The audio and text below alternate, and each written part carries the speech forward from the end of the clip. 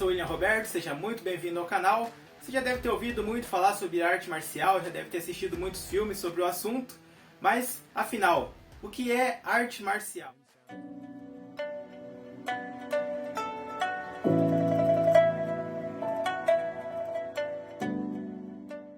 E você que se interessa por esse tema, eu sugiro que você vá lá na minha comunidade, Caminho do Karatê, que vai ter muita coisa lá falando sobre o Karatê, a história, a filosofia e também algumas aulas práticas.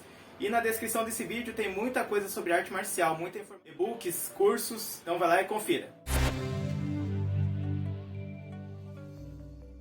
O nome arte marcial vem do latim ars, arte ou técnica, marcial, que vem de Marte, o deus Marte, que é o mesmo deus Ares, o deus da guerra lá dos gregos também. E por que a gente pode dizer que o deus Marte e o deus Ares são o mesmo deus?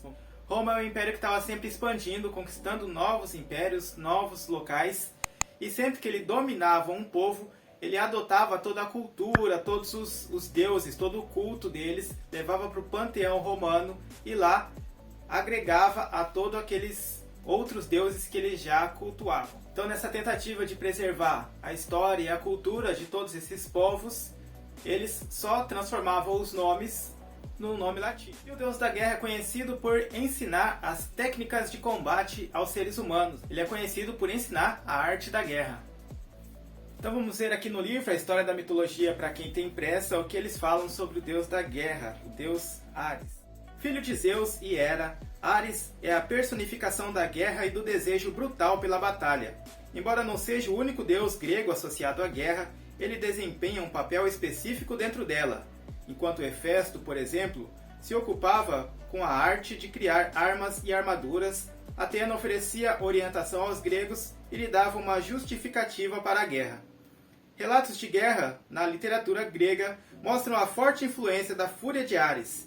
Em uma história, Cadmo, fundador da cidade de Tebas, e seu grupo saíram em busca da irmã de Cadmo, Europa, que fora raptada por Zeus.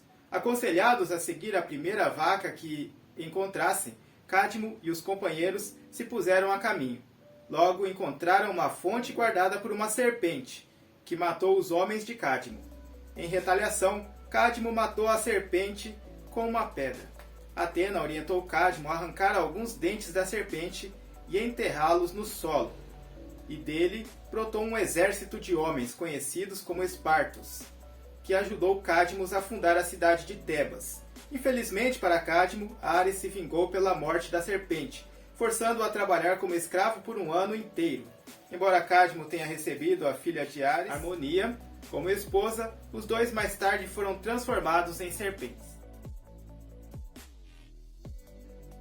Outros nomes para designar arte marcial, por exemplo, na China vai ser Wushu, que significa arte da guerra, e no Japão vai ser Budo, caminho do guerreiro.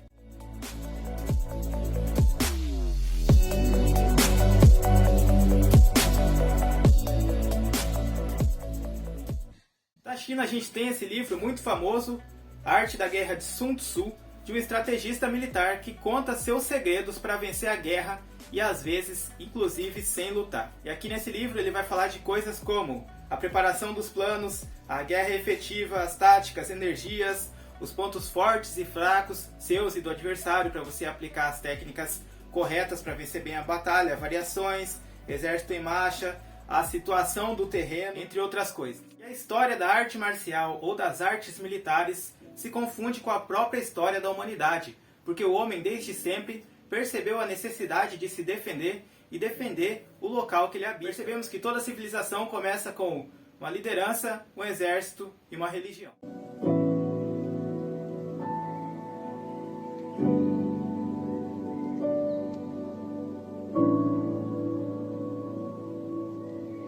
Principalmente nos sistemas orientais, a arte marcial sempre veio junto com a filosofia. Ela sempre está ligada a um código de conduta, sempre tem alguns mandamentos que regem a prática do artista marcial. Muito obrigado por ter assistido esse vídeo. Não se esquece de se inscrever para acompanhar mais vídeos como esse. Continua com a gente.